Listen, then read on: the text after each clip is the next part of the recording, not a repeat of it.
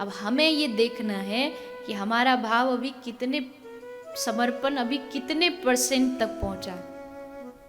इस पर कभी कभी बैठ के सोचना चाहिए। सोचते नहीं हम, भाग दौड़ भरी इतनी हमारा जीवन है कि उसमें कभी थोड़ा रुक करके सोचते ही नहीं कि कभी एनालाइज करें कि हमारा मन अभी भगवान के चरणों तक कितना चल चुका है और कितना भी चलना बाकी है। ये जो मार्ग है इसको हर समय हमें नापना चाहिए, तैयारी करनी चाहिए, पर हम करते नहीं। बाकी सब चीज़ की तैयारी है। कहीं घूमने जाते हैं तो कई दिन पहले से पैकिंग शुरू हो जाती है, कुछ खाने की तैयारियां शुरू हो जाती है, दीपावली आ रही है उसकी तैयारियां शुरू हो जाती हैं।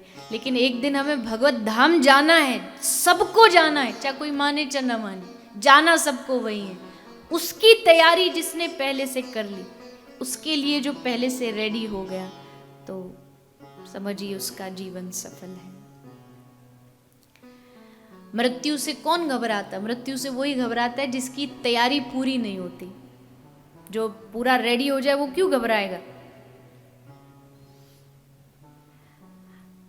अच्छा, आप में से कितने लोग भारत में पढ़े हैं? एजुकेशन किन किन की भारत में हुई है? बहुत सारे लोग।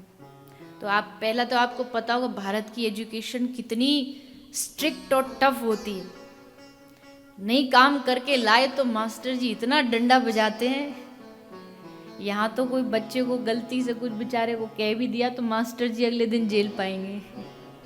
हमारे बच्चे को, इसलिए बच्चे अपनी मनमर्जी करते। एक बार ऐसा हुआ था, किसी ने बताया कि विदेश में एक पिताजी ने बच्चे को थप्पड़ मार दिया, तो बच्चे ने जाके शिकायत कर दी, पिताजी को जेल हो गई। पिताजी जेल हो आके आ तो गए घर। उसके बाद पिताजी बोले बेटा चल इंडिया चलते हैं, थोड़ा घूम के आते हैं।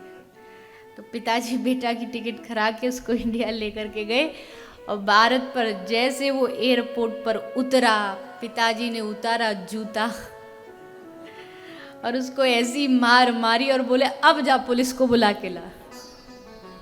कौन सी पुलिस आती है तो हमको जेल में डाले, हम देखते हैं। तो भारत में बड़ा आनंद है इस बात में, तो आप लोग भी, सब जगह ही आनंद है, यहाँ भी आनंद है। पर भारत में जो मास्टर जी होते हैं ना, वो पहले से ही डंडी मार मार के इतना सख्त कर देते हैं बच्चे को कि कोई मार उस पर पड़े जीवन की तो सबको पार लगा जाता है। तो क्या होता है, जब समर वैकेशन आती है, गर्मी की छुट्टी, 1 महीने की, 1.5 महीने की, 2 महीने की, तो मास्टर जी खुला नहीं छोड़ते कि ऐसे ही जाओ खुला छोड़ दिया, ऐसे नहीं। आपको घर के लिए थोड़ा सा क्या देते, होमवर्क देते हैं कि इसको जाके घर पे करके लाना। तो अब होमवर्क करने वाले जो स्टूडेंट होते हैं उनमें भी अलग अलग कैटेगरीज होती हैं, अलग अलग टाइप्स ऑफ स्टूडेंट्स होते हैं। तो टाइप्स ऑफ स्टूडेंट्स क्या करते हैं, एक स्टूडेंट तो बेचारे बड़े दिमागू पढ़ाकू होते हैं। वो क्या करते हैं, 1 महीने की छुट्टी है तो शुरू में ही अपना कॉपी पेन निकाली और उस पर अपना काम किया और होमवर्क कंप्लीट कर लिया। और कंप्लीट करके होमवर्क, अब जो उनके बाकी के 10-15 दिन बचते हैं, फिर वो मस्ती से कहाँ जाएंगे, छुट्टियां मनाने कहाँ जाते थे, नानी के जाएंगे, मामा के जाएंगे। उस समय कोई पेरिस और लंदन तो घूमने आता नहीं था, थी नहीं बेचारों के पास इतनी व्यवस्था, तो इतने में ही खुश हो जाते थे कि हम घूमेंगे, नानी के, मामा के, चाची के, ये सब घूमने जाते थे। तो काम कर लिया और चले गए अपने किसी रिश्तेदार के घर, नानी के घर। ये तो होते हैं समझदार विद्यार्थी, तीव्र बुद्धि वाले। लेकिन जो दूसरी कैटेगरी होती है वो बड़ी खतरनाक वाली होती है। वो लोग क्या करते हैं, वो बच्चे, उनको पता महीने भर की छुट्टी है, 30 दिन की छुट्टी है, तो 28-29 दिन तो वो नानी के घूमेंगे, मामा के घूमेंगे, खेलेंगे कूदेंगे। और जब पता चलेगा कि कल से स्कूल जाना ही पड़ेगा, there is no option left, तब उनकी बैग खुलती है। और तब जब वो बैग खोलते हैं तो अब उसमें तो लंबा चौड़ा 1 महीने का काम 1 दिन में कैसे होगा?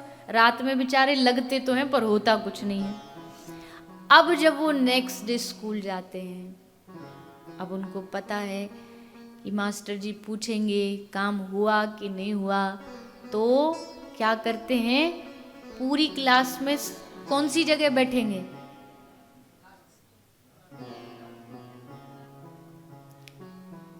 एक्सपीरियंस से बोल रहे हो? चुपचाप एकदम पीछे कोने में, ऐसी जगह पर जहां ऐसे गर्दन कर लें तो पता ही नहीं लगे आया है कि नहीं आया। चुपचाप क्यों? क्योंकि जब तक वहां तक लाइन करते करते मास्टर जी पहुंचेंगे तब तक पीरियड ओवर हो जाएगा। चुपचाप बैठे। और जिसका काम हो जाता है पूरा, वो कहाँ बैठेगा? First bench. और फर्स्ट बेंच पर बैठ करके कॉपी पेन निकाल करके, मास्टर जी के दिमाग से भी निकल गया होगा ना, तब भी कह रहा होगा मास्टर जी होमवर्क चेक नहीं करोगे आप?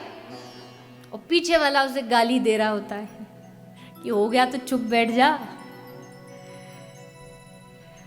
यानी कि जिसका होमवर्क पूरा है वो तैयार रहता है, उसको पता है कि मेरा काम पूरा हो चुका है। ठीक वैसे ही भगवान ने सबको यहाँ छुट्टियों पर भेजा है। किसी को 10 साल की छुट्टी मिली है, किसी को 50, किसी को 80 इयर्स की एज मिली है। सबकी ये छुट्टियाँ हैं, छुट्टियों पर आए। लेकिन ऐसे ही खाली नहीं भेज दिया छुट्टियों पर, हमें एक उद्देश्य दे करके भेजा, एक एम दे करके भेजा। भजन करो, सेवा करो, लोगों की मदद करो, ये सब हमारा होमवर्क है। पर हमने क्या किया, जैसे वो बच्चे मौज मस्ती में पूरा समय निकाल दिए, जब अंतिम समय आता, थोड़ा सा जब वृद्धावस्था अब लगती है कि अब बिल्कुल कोई चांस बचा नहीं, तब माला लेकर के बैठते हैं कि अब भजन करो, अब सत्संग सुनो। पर तब तक समय निकल चुका होता है। समझदार व्यक्ति वही है जो जीवन की शुरुआत से लेके अंत तक तैयारी करे, प्लानिंग करे कि मृत्यु के बाद जहां मुझे जाना है उसका होमवर्क मैं पहले कंप्लीट कर लूं। मैं भगवान मुझसे पूछें कि तूने क्या किया दुनिया में जाकर के, तो मैं उसका उत्तर दे सकूं। ये होमवर्क करना ही सत्संग है। सत्संग आपको याद दिलाता है कि आप इस जीवन में एक उद्देश्य को लेके आए हो, उस उद्देश्य को पूरा करिए, उसे भूलिए मत।